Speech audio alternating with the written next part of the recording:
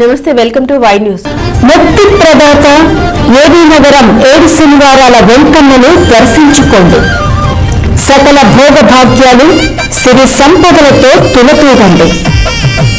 శ్రీ శ్రీదేవి భూదేవి సమేత శ్రీ కళ్యాణ వెంకటేశ్వర స్వామి వారి దర్శనం 7 జన్మల పుణ్యఫలం. డిసెంబర్ 5వ తేదీన శ్రీనివాసుని నిజరూప దర్శనం చేసుకోండి. స్వామివారి సన్నిధిలో పంచామృతాభిషేకాలు, విశేష పూజలు, భక్తులకు ఇదే మా ఆహ్వానం. శ్రీ శ్రీదేవి భూదేవి సమేత శ్రీ కళ్యాణ వెంకటేశ్వర స్వామి వారి దేవస్థానం, ఏబీ నగరం, కాకినాడ జిల్లా.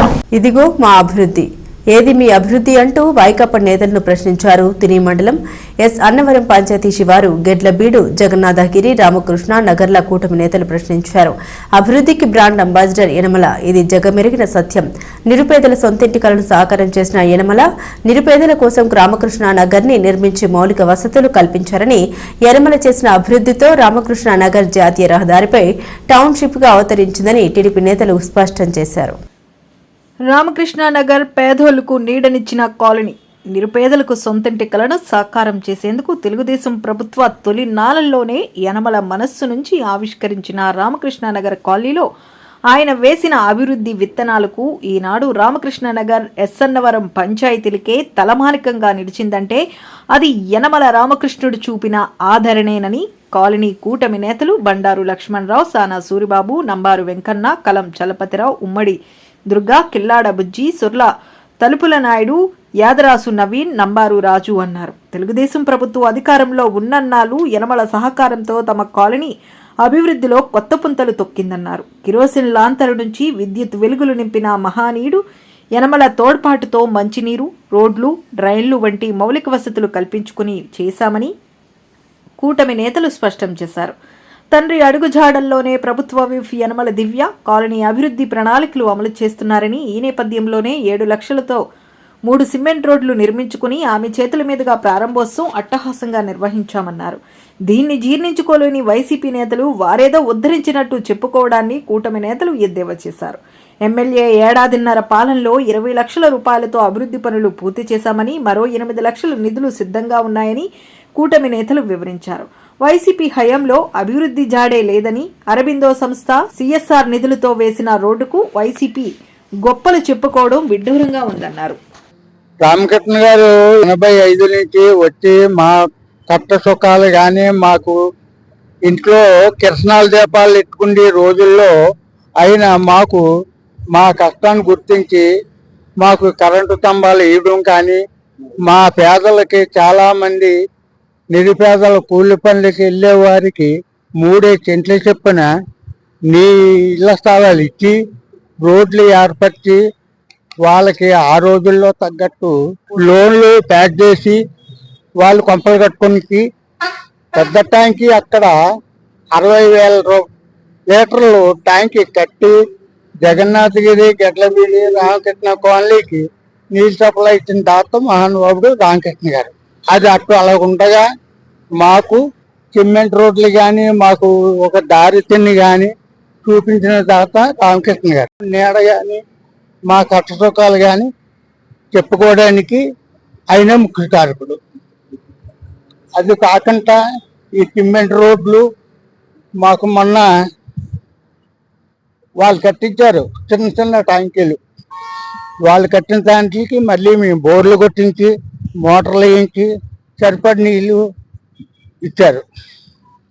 అది రామకృష్ణ గారు మాకు చేసిన బిడ్డ. మేము ఎప్పుడు కూడా మా మనసులోనూ అతను చేసిన పనులు మాకు ఎప్పుడు గుర్తుంచుకుంటామని కోరుతున్నాం. 3 సంవత్సరాలు పోయిన తర్వాత రామకృష్ణ కాలనీ ఇచ్చింది 315 పట్టాలు ఒకేసారి రప్పించింది. ఈ రామకృష్ణ కాలనీకి నీళ్ళు లేవని ట్యాంకీ కట్టింది మొత్తం రామకృష్ణ గారే. మామూలుగా ఈ రోడ్లన్నీ పోసి, మట్టి రోడ్లు పోసి, కరెంటు స్తంభాలు కాకినాడ నుంచి తెప్పించి కరెంటు స్తంభాలు వేసింది శ్రమదానంతో చేశారు. ఇక్కడ ఈ స్తంభాలు నీళ్ళు ఎవరిచ్చేసారు? ఇక్కడ ఎవరు ఇవ్వలేదు. దానికి ఒక చిన్న ట్యాంక్, పిసికిలెట్ ట్యాంక్ ఒకటి కట్టేసి నీళ్ళు ఇచ్చేసాం, మేము అవి ఇచ్చేసాం అని చెప్పుకోవడం కాదు, చేసి పెట్టాల. నా పేరు నంబారు వెంకన్న. మాది రామకృష్ణ కాలనీ. మొన్న 1వ తారీఖున తుని నియోజకవర్గం ఎమ్మెల్యే గారు శ్రీమతి యనమల దివ్య గారు మొన్న 7 లక్షల రూపాయలతో 3 రోడ్లు ప్రారంభోత్సవం కార్యక్రమానికి వచ్చారు. ఈ ప్రోగ్రామ్ బాగా సక్సెస్ అవడంతో వేరే పార్టీ వాళ్ళు జీర్ణించుకోలేక మేము చేసిన అభివృద్ధిని సోర్సి ఓరవలేక వాళ్ళు ఏముందంటే మేము కింద గవర్నమెంట్ లో అరవింద కంపెనీ వేసిన రోడ్లతోని రోడ్లు వాళ్ళు వేసేయమని చెప్పుకుంటున్నారు. ఈ 85లో రామకృష్ణ గారు ఆ రోజు పోలిశెట్టి అబ్బాయి గారు చొరవతో ఎస్ అన్నవరానికి ఒక కాలనీ ఇవ్వాలనే ఉద్దేశంతో ఇక్కడ నేషనల్ హైవే పక్కనే ఇక్కడ మంచి సైట్ ఇచ్చారు. ఈ సైట్ ఈ రోజు దాదాపు 3 సెంట్ల స్థలం ఇచ్చారు అందరికీ. ఆ స్థలం 15 లక్షల రూపాయలు ఉంది. ఇవాళ ఈ అన్నవరం పంచాయతీ మా ప్రజలందరూ కూడా హర్షించదగ్గ విషయం. ఇంత విలువైన స్థలాన్ని ఆయారు రామకృష్ణ గారు ఇచ్చారంటే దాన్ని ఈ రోజు కొంతమంది నాయకులు రామకృష్ణ గారు రామకృష్ణ కాలనీకి ఏమీ చేయలేదని కొంతమంది మాట్లాడుతున్నారు. అది తప్పది. రామకృష్ణ గారు ఆ రోజు కాలనీ ఇవ్వడమే కాకుండా యుద్ధ కరెంటు స్తంభాలు వేయడం కానీ వాటర్ ట్యాంక్ కట్టి పైప్ లైన్ వేసి మంచినీళ్ళు ఇవ్వడం కానీ ఇవన్నీ అప్పుడు జరిగేవి. గత నాయకులు కూడా తెలుసు. ఇప్పుడు అదే 3 సెంట్ల తలమల్లో ఇప్పుడు మాట్లాడిన నాయకులు కూడా అందులో హౌస్లు కట్టుకొని ఉన్నారు. అప్పుడు ఇచ్చిన వాళ్ళు అందరూ కూడా కొంతమంది అమ్మేసుకొని వెళ్ళిపోయారు వేరే చోట్లకి, కొంతమంది కొనుక్కొని వచ్చారు. ఇంకా అప్పుడు 317 పట్టాలు రామకృష్ణ గారు ఇచ్చారు. తర్వాత మళ్ళీ కొన్ని వేరేగా పట్టాలు ఇచ్చారు. మొత్తం 500 గృహాలు ఉన్నాయి ఇక్కడ. ఇప్పుడు కాలనీ పెరగడంతో సహా అప్పుడు రోడ్లు కొన్ని రోడ్లు 2014 టు 19 వరకు 4 సిమెంట్ రోడ్లు వేసాము. దాదాపు అవతల కాలనీలో అయితే 300 మీటర్లు ఒకే రోడ్డు వేసాము. తర్వాత ఒక 100 మీటర్లు ఒకటి వేసాము. తర్వాత ఈ కాలనీకి వచ్చేటప్పటికి ఇక్కడ ఒక 300 మీటర్లు ఇక్కడ రోడ్డు వేసాము ఆ టైంలోను. తర్వాత మేము అక్కడ మళ్ళీ ఒక ప్లాస్టిక్ ట్యాంకీ కట్టి చిన్న నీళ్ళు పైన ఇబ్బంది ఉందంటే అప్పుడు ఇచ్చాము. ఏదో ఒక రోజు నీళ్ళు రాలేదని ఆ రోజు వాటర్ ట్యాంకీ తీసుకొచ్చి ఒక 500 రూపాయలు ఖర్చు పెట్టి ఆ ట్యాంకీ నీళ్ళు ఇచ్చామని మేము నీళ్ళు ఇచ్చాము, నీళ్ళు రాకపోతే అని గొప్పలు చెప్పుకుంటున్నారు కొంతమంది నాయకులు. అది కరెక్ట్ కాదు. వాళ్ళకి 2014-19 వరకు మేము చేసిన అభివృద్ధి అలా ఉంది. తర్వాత వాళ్ళకి ప్రజలు అవకాశం ఇచ్చారు. అవకాశం ఇచ్చినప్పుడు వాళ్ళు ప్రజలు చేయాలి కదా. చేయాల్సి అవకాశం ఎందుకు ఇస్తారు ప్రజలు? వాళ్ళు చేయాలా. చేసిన పని అది వాళ్ళు గవర్నమెంట్ తరపున ఉంటా ఏ పని చేయకుండా అరవింద్ కంపెనీ వేసిన రోడ్లని వాళ్ళు వేసినట్టుగా గొప్పలు చెప్పుకుంటున్నారు తప్ప కానీ ఇక్కడ వాళ్ళు చేసింది ఏమీ లేదు. తర్వాత మేము 2024లో మా గవర్నమెంట్ అధికారంలోకి వచ్చిన తర్వాత మళ్ళీ స్కూల్ కాంపౌండ్ వాళ్ళకి 7,40,000 రూపాయలు అక్కడ ఇస్తే ఆ 7,40,000తో ఒక వాళ్ళు కట్టారు. మళ్ళీ 7 లక్షల రూపాయలు ఇస్తే ఇక్కడ 3 రోడ్లు వేసాం. మళ్ళీ 8 లక్షల రూపాయలు అక్కడ ఆశ్రమ రోడ్డుకి రెడీగా ఉన్నాయి. మాకు అలాగే శ్మశాన గ్రాండ్లు అడిగాం. ఇవన్నీ కూడా మేడం గారు మనం శాంక్షన్ చేసామని చెప్పారు. ఎలక్ట్రికల్ పోల్ అన్నారు. ఎలక్ట్రికల్ పోల్లు అప్పుడు వేసిన తర్వాత కొన్ని పోల్లు ఇవాళ దాదాపు 35 సంవత్సరాలు అయింది కాబట్టి కొన్ని పోల్లు డ్యామేజ్ అవుతే వాళ్ళు ఎలక్ట్రికల్ డిపార్ట్మెంట్ వాళ్ళు ఎలక్ట్రికల్ పోల్లు ఇరిగిపోయేలా ఉన్నాయని చెప్పి వాళ్ళు పెడితే వాళ్ళు శాంక్షన్ చేశారు. ఆ పోల్లు వేశారు ఎలక్ట్రిక్ డిపార్ట్మెంట్ ట్రాన్స్ఫర్ల గట్టన. అవి తప్ప కానీ ప్రత్యేకించి గవర్నమెంట్ తరఫున వేసింది ఏమీ కాదు.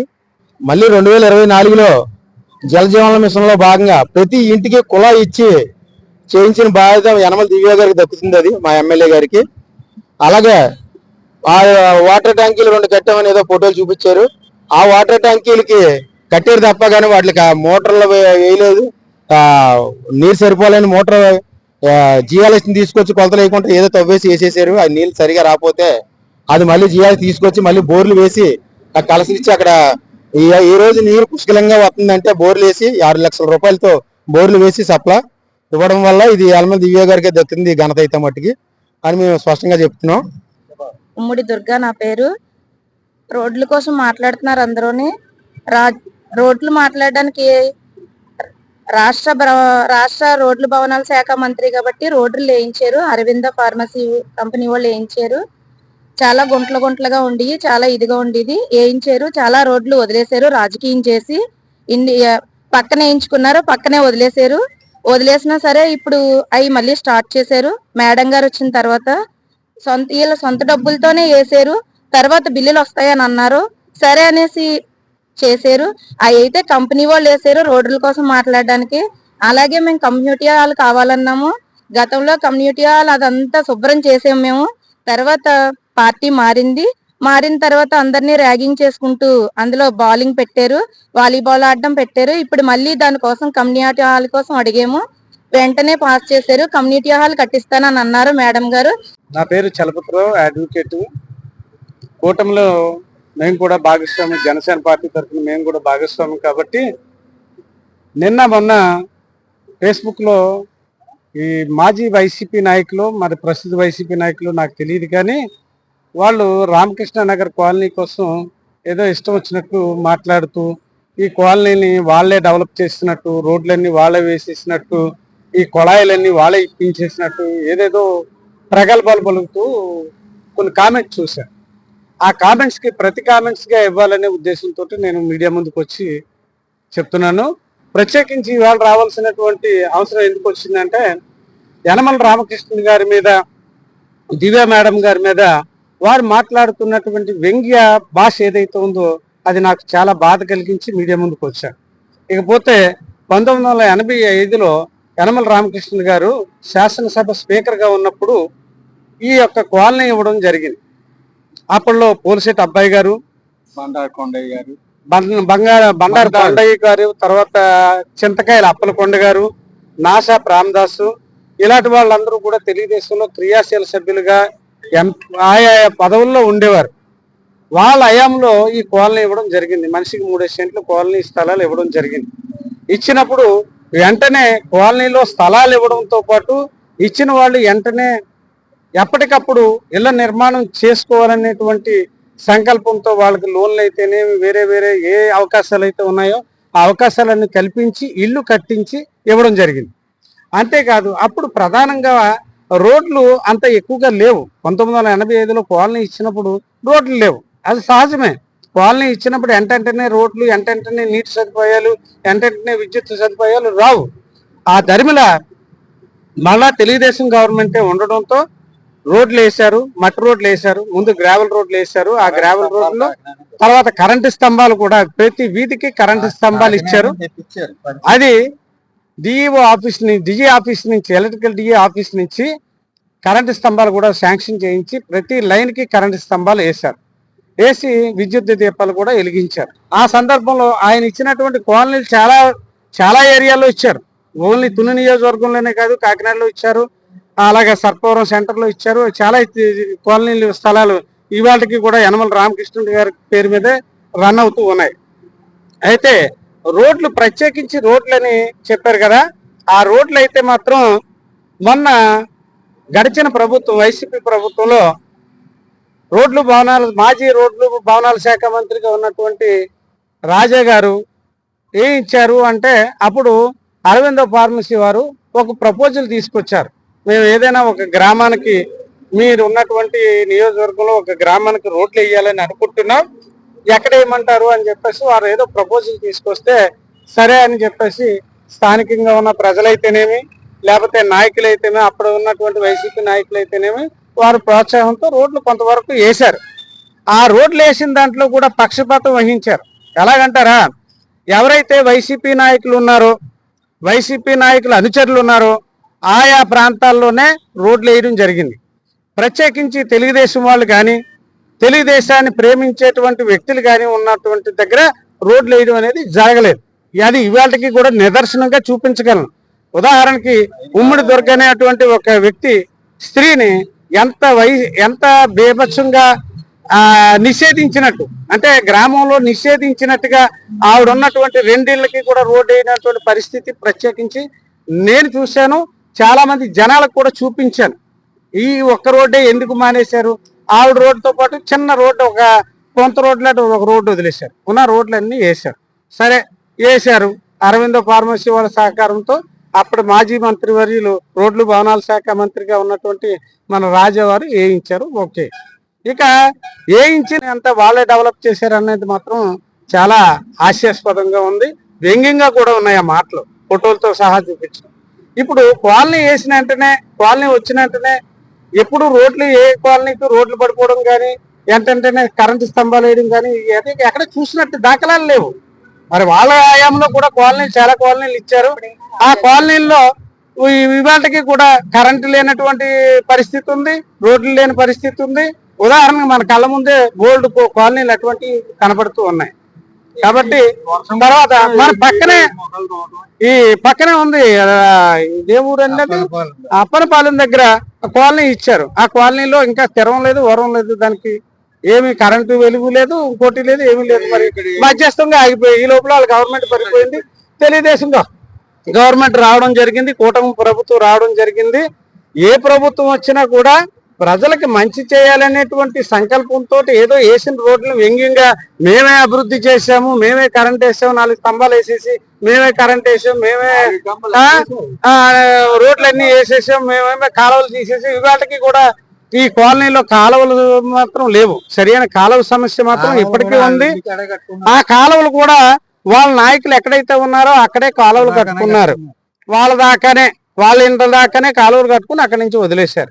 ఇప్పటికీ మొన్న దివ్య మేడం గారు ఈ 3 రోడ్లు సీసీ రోడ్లు శంకుస్థాపనకు వస్తే ఆ ఓపెనింగ్ వచ్చినప్పుడు చెప్పాం, అమ్మ మేడం గారు ఇంకా కాలనీలో చాలా వరకు కాలువలు లేవు, అలాగే 1-2 దగ్గర కరెంటు స్తంభాలు కూడా లేవు. మీరు దయించి ఆ కరెంటు స్తంభాల విషయము, ఈ కాలనీలో కాలువల విషయం కూడా చూడండి అని చెప్పేసి బతిమలాడడం జరిగింది. మేడం గారు సుముఖంగా సరేనండి మేము ఉన్న సమస్యలన్నీ నోట్ చేసుకుంటామని చెప్పేసి నోట్ చేసుకున్నారు. అలాగే ప్రత్యేకించి కమ్యూనిటీ హాలు పందులు దొరుకుతున్నాయి, కోళ్లు దొరికాయి, తుప్పలు బలిసిపోయి అన్నారు కదా. ఖాళీగా ఉన్న సైట్ లో ఎక్కడైనా తుప్పలు బలిస్తే కామన్, అది మీరు కొట్టించారు. మీ హయాంలోనే వైసీపీ హయాంలో కొట్టించి ఉండొచ్చు, దాన్ని క్లీన్ చేసి ఉంచారు. ఆడుకోవడానికి మీరు క్రికెట్లు వాలీబాల్ ఆడుకుంటూ దారేముడు పోయే వాళ్ళకి బాల్ తగులుతుందో తెలియదు, ఏ ఆడవాళ్ళని ఏ రకంగా మీరు ట్రీట్ చేస్తున్నారో తెలియనటువంటి సందర్భాలు చాలా ఉన్నాయి. అయితే అవన్నీ అప్రస్తుతం, ఇక్కడ అవి చెప్పుకోవాల్సిన అవసరం కూడా లేదు. మీరు క్లీన్ చేశారు, తుప్పలు కొట్టారు, తుప్పలు కొట్టిన తర్వాత మీరు వాడుకున్నారు, దాన్ని ఎలాగా మీ సొంత పనులకు వాడుకున్నారు. వాలీబాల్ ఆడుకుని క్రికెట్ ఆడుకుని ఎవరిని రానివ్వకుండా ఇతరులను ఎవరిని అందులో అడుగెట్టకుండా మీకు సంబంధించిన వాళ్ళు మీ యొక్క పార్టీ శ్రేణులు ఎవరైతే ఉన్నారో వాళ్ళ కోసం మీరు వాడుకున్నారు, తప్పులేదు, వాడుకోవచ్చు. ఖాళీగా ఉన్న స్థలాన్ని ఎవరైనా వాడుకుంటారు. ఆ వాడుకున్న స్థలం కోసం మేమేమో ఇలా కమ్యూనిటీ హాల్ స్థలాన్ని ఎంత శుభ్రం చేసాము, అవి చేసాము, ఇది చేసాము అని చెప్పుకోవడం చాలా సిగ్గుగా కూడా ఉంది. అయితే ఇవాళ కమ్యూనిటీ హాల్ కావాలి, ఆ స్థలం ఎలాగ వేస్ట్ గా ఉంది మేడం గారు, కమ్యూనిటీ హాల్ కావాలని చెప్పేసి ఇక్కడ లోకల్లో ఉన్నట్టు తెలుగుదేశం నాయకులు మన వెంకన్న, తర్వాత లక్ష్మణరావు గారు, సానా సూరి, ఉమ్మడి దుర్గ ఇలాంటి వాళ్ళందరూ మేడంకి రిప్రజెంట్ చేశారు. మేడం గారు దాని మీద స్పందించి సరేనండి కమ్యూనిటీ హాల్ ఆ స్థలం కూడా కొలండి, కొలిసిన తర్వాత ఎంతలో కమ్యూనిటీ హాల్ కట్టాలి, ఏ మేరకు మన కమ్యూనిటీ హాల్ అవసరం ఉంటుందో ఆ గ్రామానికి సరిపడా ఆ కమ్యూనిటీ హాల్ ఎంత స్పేస్ లో కట్టాలో అంత స్పేస్ లోనే కమ్యూనిటీ హాల్ కడదామని చెప్పేసి ఒక వాగ్దానం చేశారు. ఇంతవరకు చాలా ఆనందదాయకం, సంతోషదాయకం.